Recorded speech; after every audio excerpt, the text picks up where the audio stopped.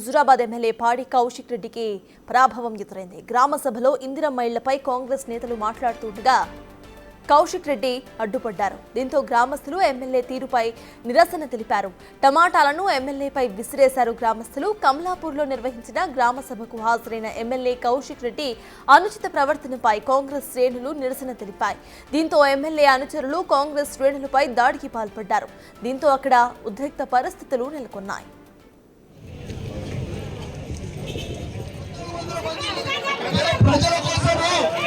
ప్రజలకి ఇంట్లో ఏమంటే మీరు రేళ్ళతో పడతారా, సమాధానం చెప్తారా? కార్యాలయానికి వచ్చినా మీరు ప్రజలకి సమాధానం చెప్పండి, ప్రజలకి సమాధానం చెప్పండి. ప్రజలకు చెప్పండి, ఈ కార్యాలయం భయపడతారు అవ్వలేదా? కమలాపూర్లో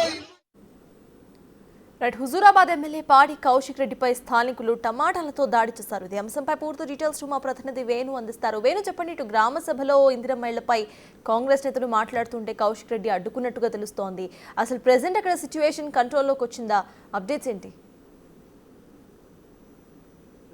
ప్రస్తుతము రెండు వర్గాలను పోలీసులు నచ్చజెప్పడంతో గ్రామ సభ కంటిన్యూ అవుతున్న పరిస్థితి కనిపిస్తోంది. ఇక 4 కీలక పథకాలకు సంబంధించి గ్రామ సభలు ఏర్పరిచి గ్రామ సభలోనే పారదర్శకంగా ఆ లబ్ధిదారుల లిస్టులు అనౌన్స్ చేసే ప్రక్రియ అయితే గ్రామ సభలో కొనసాగుతుంది. ఈ నేపథ్యంలోనే ఈ రోజున కమలాపూర్లో నిర్వహించినటువంటి గ్రామ సభలో మార్కెట్ కమిటీ చైర్పర్సన్ ఉన్నటువంటి తౌటం ఝాన్సీ రాణి ఇందిరమ్మ ఇండ్ల లబ్ధిదారులకు సంబంధించి లిస్టు చదువుతున్న క్రమం లోపల గత ప్రభుత్వ హయాం లోపల డబుల్ బెడ్రూమ్ ఇల్లు ఇస్తామని చెప్పి ఆ ప్రభుత్వ సొమ్మును ఆగం చేశారు. కట్టిన డబుల్ బెడ్రూమ్లను కూడా లబ్ధిదారులకు అందించలేకపోయారంటూ కూడా ఆమె ప్రజలకు చెప్పబోయే ప్రయత్నం చేస్తున్న క్రమం లోపల ఆ సమావేశానికి వచ్చినటువంటి హుజురాబాద్ ఎమ్మెల్యే పాడి కౌశిక్ రెడ్డి గత ప్రభుత్వం లోపల వేల కొద్ది డబుల్ బెడ్రూమ్ ఇల్లు అందించాము, మీరు అబద్ధాలు మాట్లాడుతున్నారంటూ కూడా ఝాన్సీ దాన్ని అడ్డుకోబోయే ప్రయత్నం చేశారు. అయితే నిజంగా ఏ లబ్ధిదారులకు ఇచ్చారో ప్రజలందరికీ తెలుసు అంటూ కూడా ఆ ఝాన్సీ రాణి తిరిగి కౌశిక్ రెడ్డి కౌంటర్ ఇచ్చే క్రమం లోపల కౌశిక్ రెడ్డి ఆగ్రహంతో ఊగిపోతూ కూడా వాగ్వాదం దిగాడు. దీంతో అక్కడ ఉన్నటువంటి స్థానికులు ఆ లబ్ధిదారుల పేర్లు చదువుతున్న అడ్డుకోవడము, ఆ పూర్తి స్థాయి లోపల నిజంగా అందులో అనర్హులు ఉంటే కూడా అడ్డు తగలాల్సిన పరిస్థితి ఉంది. కానీ అక్కడ సమావేశం కొనసాగుతుండగానే పాడి కౌశిక్ రెడ్డి బిగ్గరగా అరుస్తూ తనతో వాగ్వాదం దిగే ప్రయత్నం చేయడంతో స్థానికులు అక్కడ కాంగ్రెస్ శ్రేణులంతా కూడా ఆగ్రహంలోనే అక్కడ స్థానికులంతా కూడా కౌశిక్ రెడ్డి తీరుతో విసుగు చెంది అక్కడ టమాటాలతో కూడా కౌశిక్ రెడ్డిపై దాడి చేశారు. సో దీంతో పరిస్థితి తీవ్ర ఉద్రిక్తంగా మారింది. దాంతోపాటుగా కాంగ్రెస్ ఎవరైతే తౌటం ఝాన్సీ రాణి మార్కెట్ కమిటీ చైర్పర్సన్కు సపోర్ట్గా మాట్లాడుతున్న కాంగ్రెస్ ఎవరైతే ఉన్నారో వాళ్ళపైకి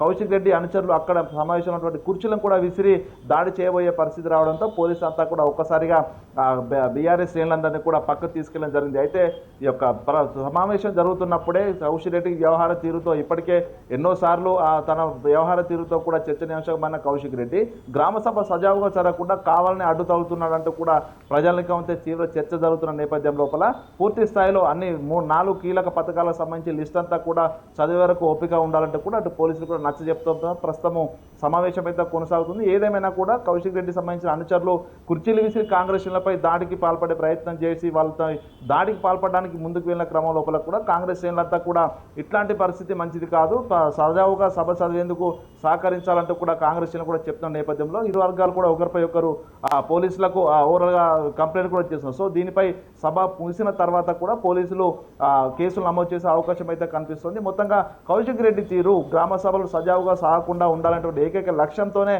ప్రజలకు లబ్ధిదారుల విషయాన్ని కూడా బయటికి రాకుండా లబ్ధిదారులకు పథకాలు అందకుండా చేసిన ఒక చర్చ కూడా జరుగుతుంది. సో దీనిపై పోలీసుల వర్షన్ ఏ విధంగా ఉంటుందో మరికొసేపులో తెలిసే అవకాశం అయితే ఉంది. సర్తాజ్ వేణు, ఒకసారి మనం గతంలో కౌశిక్ రెడ్డి వ్యవహరించిన తీరు చూసుకున్నా లేకపోతే ఇవాళ ఆయన ప్రవర్తించిన తీరు చూసుకున్నా ప్రతిసారి కూడా గొడవలకు కారణం అవ్వటం కానివ్వండి లేకపోతే దుర్భాషలాడటం ఇట్లాంటి సీన్స్ మళ్ళీ రిపీట్ అవుతూనే ఉన్నాయి. పలు కేసులు కూడా ఆయన మీద ఆల్రెడీ ఉన్నాయి. ఇప్పుడు మళ్ళీ కేసు పడే ఛాన్స్ మనకు కనిపిస్తోంది. అయినా కూడా ఇటు కౌశిక్ రెడ్డి మారకపోవడాన్ని ఎలా చూడాలంటారు? కనీసం బీఆర్ఎస్ అధిష్టానం అక్కడ బీఆర్ఎస్ నేతలు ఎవరైతే ఉన్నారో వాళ్ళు కనీసం ఆయనతో మాట్లాడే ప్రయత్నం కూడా చేయట్లేదు అనుకోవాలా మనం?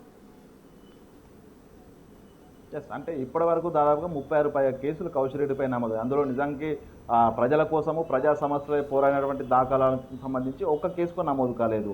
తాను ఇతర ప్రజాప్రతినిధులపై దుర్భాషలాడము, బెదిరింపులకు పాల్పడము, స్థానికంగా ఎవరైనా ప్రజలు తనకు సంక్షేమ పథకాలు అందట్లేదనో తనకు న్యాయం జరగాలని వెళ్తే వాళ్ళను తీవ్రంగా బెదిరించడము, వాళ్ళకు సంబంధించినటువంటి జాగలకు సంబంధించినటువంటి విషయం లోపల తన అనుచరులు వెళ్ళి దాడికి పాల్గొనడం. సో ఇట్లాంటి ఘటనలోనే ఆయనపై కేసులు నమోదయ్యి తప్ప ప్రజా సమస్యల కోసం పోరాడి రోడ్డెక్కి వాళ్ళ కోసం న్యాయబద్ధంగా ఆయన శాంతియుత వేతం లోపల పోరాటం చేసి ఏ రోజు కేసు నమోదు అంటే ఇవన్నీ కూడా ఒక ప్రజాప్రతినిధిగా చేయకున్నట్టు పనులు చేసే తనపై కేసులు నమోదవుతాయి. ప్రస్తుతం ఈరోజు కమలాపూర్లో జరిగినటువంటి ఇష్యూ కూడా అక్కడ ఉన్నటువంటి స్థానిక ప్రజాప్రతినిధులు అటెండ్ అయ్యారు, అక్కడ అధికారులు అటెండ్ అయ్యారు, గ్రామస్తులంతా అటెండ్ అయ్యారు. సో అక్కడ ఈ 4 కీలకమైనటువంటి ఏవైతే జనవరి 26 నుంచి కాంగ్రెస్ ప్రభుత్వము సంక్షేమ పథకాలను మొదలుపెట్టబోతుందో ఆ సంబంధించినటువంటి లబ్ధాల లిస్టు ఆ సమావేశంలో చదవబోతుంది. అంటే లబ్ధాలు ఎవరు, అనర్హులు ఎవరు అనేది అందులో తెలిసిపోతుంది. దాంతోపాటుగా ఎవరైనా లబ్ధిదారులు మిస్ అయి ఉంటే వాళ్ళు తర్వాత అప్లై చేసుకునే అవకాశం ఉంటుంది. అంటే ఈ యొక్క ప్రాసెస్ అంతా కూడా సజావుగా సాగకుండా మధ్యలోనే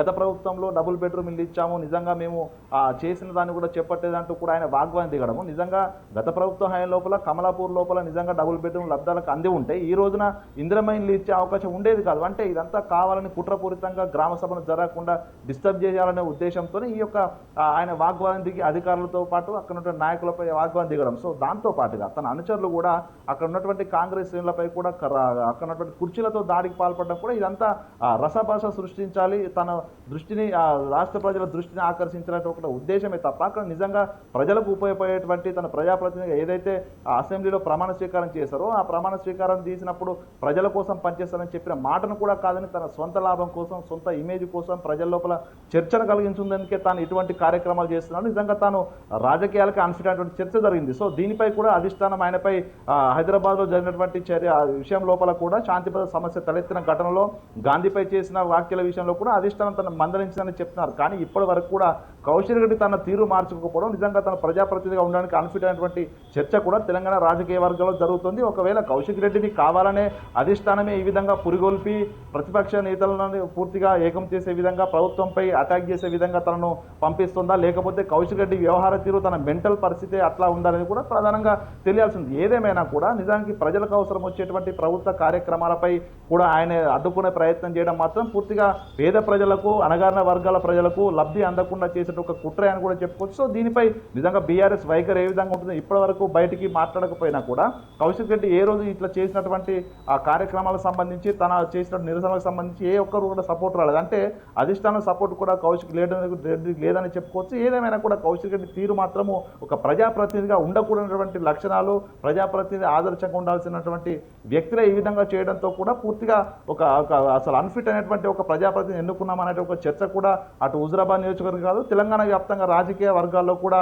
ఇట్లాంటి నాయకుడు ఉండొద్దు అనేటువంటి ఒక చర్చ జరుగుతుంది. సో దీనిపై అధిష్టానం ఏం చేస్తుంది, అధిష్టానం నిజంగా స్పందించి తనకు ఏదైనా కౌన్సిలింగ్ ఇస్తుందా, లేకపోతే ఇట్లానే ప్రజలను ఇబ్బంది పెట్టే విధంగా ప్రవర్తించినా కూడా రాబోయే రోజుల్లో చూడాల్సిన పరిస్థితి ఉంది. సత్తాజ్ ఎగ్జాక్ట్లీ వేణు, ఇందాక మీరు చెప్పినట్టు ఒకసారి మనం కౌశిక్ రెడ్డి హిస్టరీ చూసుకుంటే మేము గెలవకపోతే, మమ్మల్ని గెలిపించకపోతే సూసైడ్ చేసుకుంటాం ఫ్యామిలీ మొత్తం అని కూడా బెదిరించారు ఒక వీడియోలో. ఇప్పుడు ఒక ప్రజా వేదికలో ప్రజల ముందు ఇట్లా చేయడం కానివ్వండి, లేకపోతే తన కార్యకర్తలతో ఇటు కుర్చీలతో ఆపోజిషన్ పార్టీ వాళ్ళపై దాడి చేయించడం కానివ్వండి, అసలు ఈ మొత్తాన్ని ఎలా చూడాలంటారు మనం? అంటే నిజంగా ఆయన ఒక ఎమ్మెల్యే స్థాయి లోపల గ్రామ సభకు అటెండ్ అయ్యారు. సో అట్లాంటి వ్యక్తి ఆ గ్రామం లోపల గ్రామ సభ జరిగినప్పుడు లబ్ధారులకు సంబంధించిన డీటెయిల్స్ ఏదైనా బయటకు వచ్చినప్పుడు అందులో నిజంగా అనర్హులు ఉంటే అధికారుల దృష్టికి తీసుకెళ్ళాలి. ఒకవేళ అర్హులు ఎవరైనా మిస్ అయి ఉంటే వాళ్ళకి సంబంధించి అప్లికేషన్ తీసుకుంటాం, ప్రభుత్వం అందరికీ సాయం చేసినటువంటి అంశాన్ని ప్రజలకు చెప్పాల్సి ఉండేది. అదే తనకు ప్రజాస్వామ్యబద్ధంగా తను ఎన్నుకున్న ప్రజలకు తను చేయాల్సినటువంటి పని. సో కానీ ఇదంతా పక్కన పెట్టి అక్కడ ఉన్నటువంటి నాయకులు లిస్టు చదివే పరిస్థితి లోపల అసలు ఇందిరమ్మ ఇళ్లకు సంబంధించి ప్రతి గ్రామం లోపల దాదాపు 100ల సంఖ్య లోపల ఇండ్లు లేని పేదలు ఉన్నారు. వాళ్లకు ఇందిరమ్మ ఇండ్ల పథకం తీసుకొచ్చిన తర్వాత పారదర్శకంగా లబ్ధిదారుల ఎంపిక ఉండాలనేటువంటి నేపథ్యంలోనే గ్రామ సభలు నిర్వహిస్తూ ఆ గ్రామ సభ లోపల లబ్ధిదారులకు సంబంధించిన పేర్లు అందులో అనౌన్స్ చేస్తున్నారు. అంటే ఇదంతా కూడా ప్రభుత్వం పారదర్శకంగా ఉండాలని చేసేటువంటి ప్రక్రియ. సో అయితే గతం లోపల చూసుకుంటే డబుల్ బెడ్రూమ్ ఇళ్లకు సంబంధించి ఇష్టం వచ్చినట్టు అనుచరులకు కొన్ని చోట్ల ఇచ్చారు, మరికొన్ని చోట్ల అనుచరులకు ఇస్తామంటూ కూడా డబ్బులు వసూలు చేసిన తర్వాత ఎవరికి ఇవ్వలేక దాదాపు 1000 సంఖ్యలో కట్టిన డబుల్ బెడ్రూమ్ ఇల్లు ప్రజాధనం వృధాగా పడిపోయి ఒక్కొక్క చోట్ల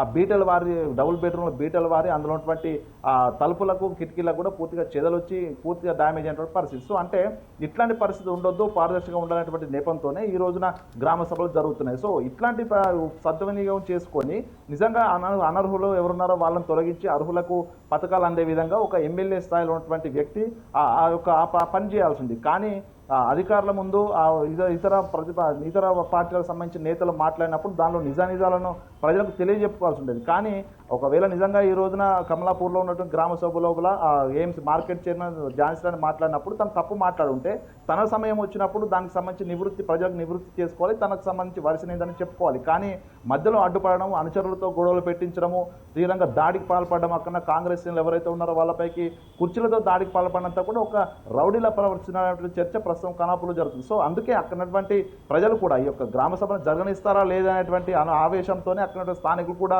ఆ టమాటాలు విసిరి కౌశిక్ రెడ్డిపై దాడి చేసి అక్కడి నుంచి వెళ్ళగొట్టే ప్రయత్నం చేశారు. సో అంటే తనను ఎన్నుకున్న సొంత ప్రజల నుంచి ఈ స్థాయి వ్యతిరేకత వచ్చినప్పుడు అట్లాంటి నాయకుడు ఎందుకు ఉండాలనేటువంటి చర్చ కూడా ప్రస్తుతం హుజురాబాద్లో తీవ్రంగా జరుగుతుంది. సో దీనిపై ఇప్పటికి కూడా కౌశిక్ రెడ్డి తాను చెప్పిందే చెప్పడము, తను ఇతరులతో వాగ్వాదం చేయడం, అధికారులు వాగ్వాదం చేయడం, ఇదంతా చూస్తుంటే మాత్రము తన మానసిక పరిస్థితి సరిగా లేదు. అట్లాంటి వ్యక్తిని అసలు ఇన్వైట్ కూడా చేయొద్దు అనేటువంటి ఒక చర్చ కూడా తీవ్రంగా కమలాపూర్లో జరుగుతుంది. సో దీనికి ఓవరాల్గా ఆ గ్రామానికి సంబంధించినటువంటి తను ఎన్నుకున్న ప్రజలు, తన వెంట ఉన్నటువంటి కొద్దిమంది బీఆర్ఎస్ శ్రేణులు కూడా అసలు కౌశిక్ రెడ్డి తీరును తీవ్రంగా వ్యతిరేకిస్తున్నారంటే తాను చేస్తున్నటువంటి ఈ నిరసనలు కానీ, తను చేస్తున్నటువంటి ఈ యొక్క వాగ్వాదాలు కానీ ఎంతటి వ్యతిరేకత కలిగిస్తున్నాయో తనకైతే తెలిసిన పరిస్థితి. సో మొత్తంగా దీనికి సంబంధించి గ్రామ సభ పూర్తయిన తర్వాత తిరిగి దీనిపై కాంగ్రెస్ శ్రేణులు కూడా ప్రెస్ మీట్ పెట్టే అవకాశం కనిపిస్తోంది. దాంతోపాటు పోలీసులకు కూడా ఫిర్యాదు చేస్తామంటూ కాంగ్రెస్ ఎందుకంటే కుర్చీతో దాడి చేసి గాయపరిచేటువంటి ఘటన కూడా బీఆర్ఎస్ చేసే నేపథ్యంలో దీనిపై కేసులు కూడా నమోదయ్యే అవకాశం ఉంది. సో మొత్తంగా దీనిపై